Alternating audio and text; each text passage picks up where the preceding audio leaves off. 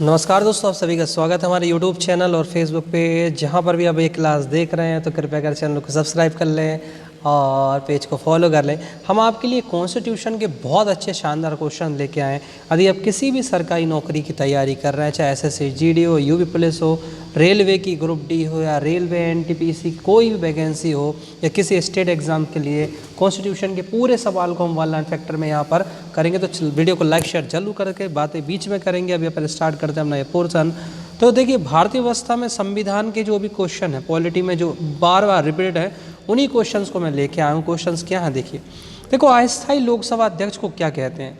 Pro tem speaker कहते हैं। जैसे मान के चलो ये लोकसभा है, यदि लोकसभा का जो पहला दिन होता है उसकी कार्यवाही करने के लिए एक क्या बना दिया जाता है? Pro tem speaker. उन्हीं सांसदों के बीच में से एक जो बुजुर्ग रहेगा या दिमागदार रहेगा उसको हम क्या बना देते हैं? 1 दिन 2 दिन के लिए स्पीकर बना देते हैं, जब तक कि नया लोकसभा स्पीकर ना बन जाए। तो उस दिन की कार्रवाई के लिए जो रहता है वो क्या रहता है? प्रोटेम स्पीकर रहता है।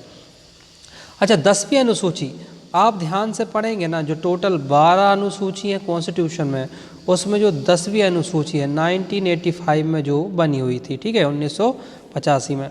तो 10वीं अनुसूची अर्थात दल बदल के आधार पर लोकसभा के सदस्यों की नियोक्ताओं से संबंध प्रश्नों का निर्णय कौन करता है? लोकसभा अध्यक्ष ही क्या करते हैं? उन प्रश्नों का निर्णय करते हैं। देखो, दल बदल कानून क्या होता है? जैसे मान के चलो आपने आज बीजेपी से चुनाव लड़ा और ये पार्टी है कांग्रेस। आपने क्या ना, इसको समर्थन ना करके इसको समर्थन दे दिया। आप लड़े हुए थे किस पार्टी से? चुनाव चिन्ह पे बीजेपी, लेकिन आपने समर्थन दे दिया कांग्रेस। या ऐसे उल्टा सोच लो, कांग्रेस ने किसको दे दिया? बीजेपी।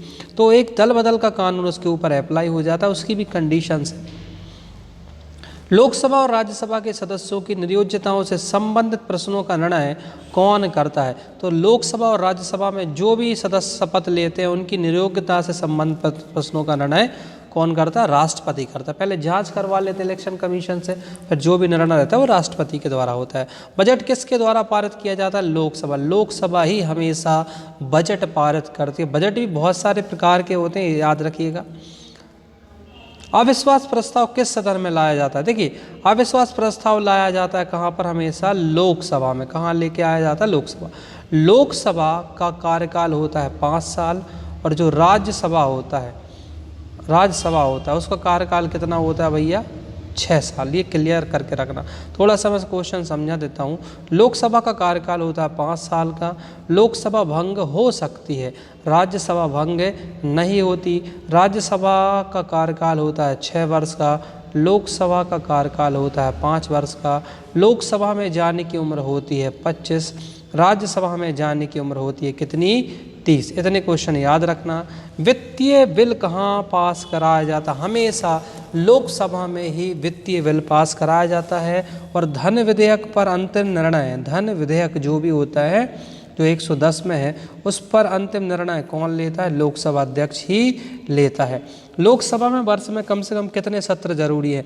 साल भर में 2 सत्र 6-6 महीने के बीच में तो लगना कंपलसरी है, इतना याद रखना। लोकसभा में लोकसभा के प्रथम आम चुनाव कब हुए थे? 1952 में लोकसभा के प्रथम आम चुनाव, मतलब भारत में चुनाव पता थे 47 में नहीं हुए थे। भारत आजाद 47 में हो गया था, याद रखना। लेकिन जो अंतरिम सरकार बन गई थी और अंतरिम सरकार शासन करती रही, तब तक जब तक चुनाव नहीं हुए, भारत में आम चुनाव 1952 में हो गए थे। भूतपूर्व संसद सदस्यों को पेंशन व्यवस्था कब से लागू की गई? Most IMP question.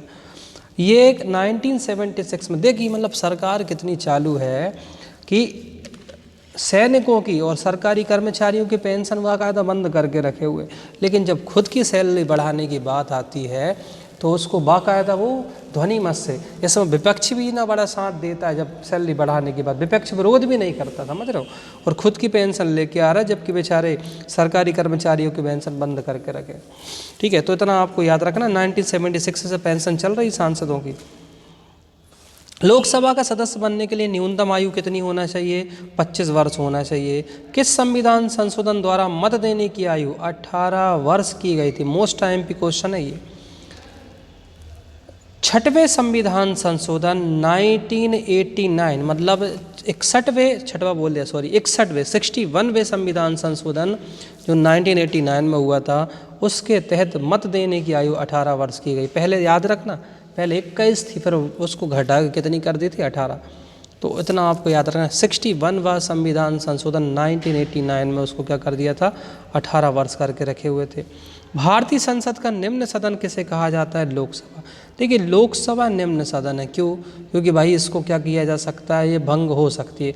लेकिन जो राज्यसभा की बात करें, ठीक है, राज्यसभा कैसा सदन होता है, उच्च सदन होता है। कैसा सदन होता है, उच्च सदन, क्योंकि ये कभी भंग नहीं हो सकता, इतना आपको याद रखना। ये तो याद कर ही लो, लोकसभा भंग हो सकती है, राज्यसभा भंग नहीं हो सकती। लोकसभा का कार्यकाल 5 वर्ष के लिए होता है, राज्यसभा का कार्यकाल 6 वर्ष के लिए होता है ना।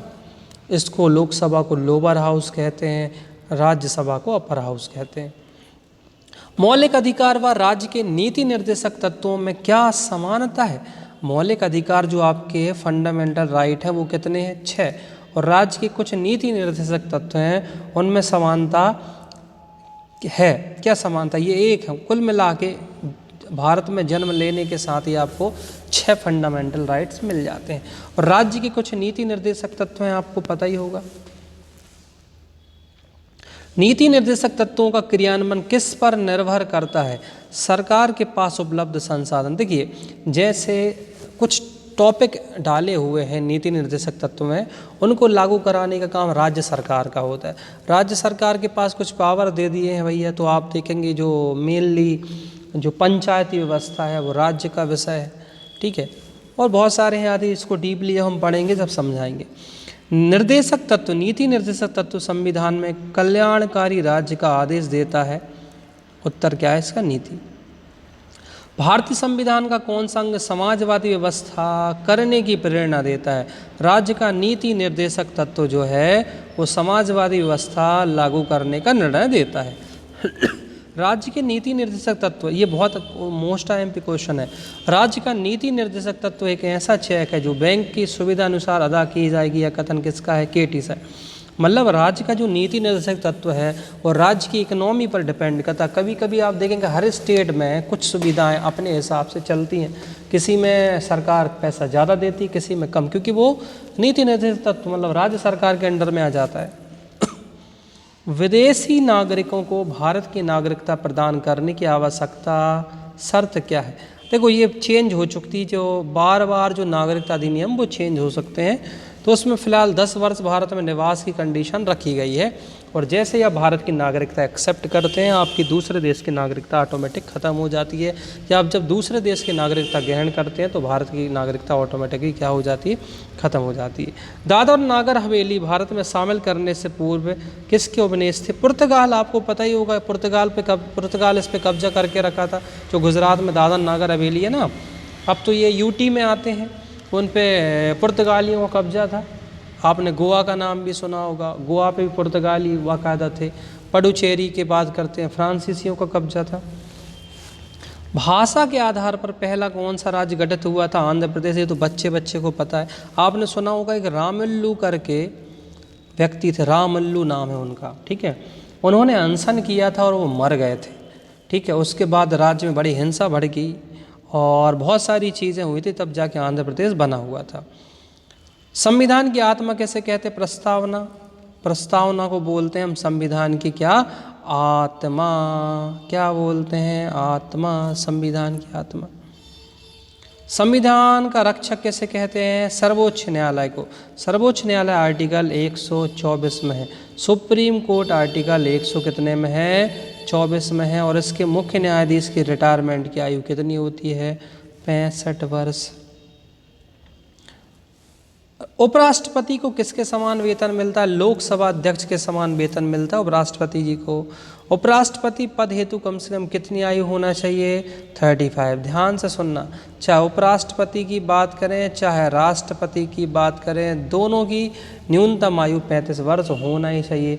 जबकि राज्यसभा में जाने के लिए 30 वर्ष और लोकसभा में जाने के लिए 25 वर्ष आयु मिनिमम होना चाहिए। मतलब विधायक या सांसद आप 25 साल में बन सकते हो और राज्यसभा के सांसद आप बन सकते हो 30 साल में, और 35 साल उम्र में आप राष्ट्रपति उपराष्ट्रपति बन सकते हो। और इनका कार्यकाल भी कितना होता है, 5 वर्ष, चाहे राष्ट्रपति बोले चाहे उपराष्ट्रपति। उपराष्ट्रपति के चुनाव संबंधी विवाद को कौन देखता है, सुप्रीम कोर्ट देखता है। कौन देखता है, सुप्रीम कोर्ट देखता है ये विवादों को। उपराष्ट्रपति के चुनाव में उम्मीदवार के नामांकन के लिए निर्वाचक मंडल में कम से कम कितने अनुमोदक आवश्यक हैं? तो 20 अनुमोदक होना ही चाहिए। मतलब देखो, जब भी चुनाव में उम्मीदवार का नामांकन होता है तो 20 लोग ना उसको अनुमोदक के रूप में साइन करेंगे, तब जाके वो उम्मीदवार बन पाएगा। भारत में लगातार 2 बार उपराष्ट्रपति कौन बन चुका है? सर्वपल्ली राधाकृष्णन, आपको पता है, ये तो पहले ही हमारे यहाँ के उपराष्ट्रपति थे, 2 बार रहे हैं उपराष्ट्रपति।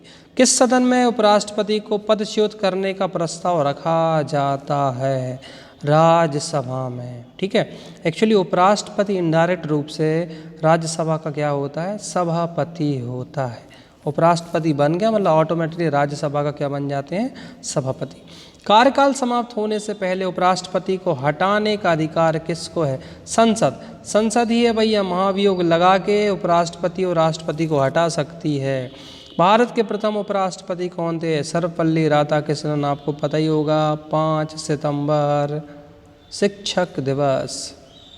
अच्छा, मैंने शिक्षक तो बोल दिया, ज़रा कमेंट करके ज़रूर बताना लास्ट में, शिक्षा दिवस कब मनाते हो और किसकी याद में मनाते हो? मैंने शिक्षा लिखा है, ना कि शिक्षक। शिक्षा, मैं बार बार बोल रहा हूँ, शिक्षा शिक्षक दिवस दोनों डिफरेंट है। उपराष्ट्रपति अपने मत का प्रयोग कब करता है? जब मतों का बराबर होने की स्थिति में। देखो, जब भी उपराष्ट्रपति सभापति की कुर्सी पर बैठता है तो एक्चुअली वो वोट नहीं कर सकता, लेकिन क्या होता है, जब दोनों जो इसी बिल पे बात हो रही है और दोनों के जो बिल हैं या दोनों का क्या बोलते हैं बराबर मत हो गए तो वो अपना निर्णायक मत दे सकता है। उपराष्ट्रपति अपना त्यागपत्र किसको देता है? राष्ट्रपति जी को देता है। उपराष्ट्रपति का चुनाव कौन कराता है? संसद के दोनों सदनों का निर्वाचन, जो भी निर्वाचक होते हैं या निर्वाचित सदस्य होते हैं वही क्या करते हैं? इसमें भाग लेते हैं।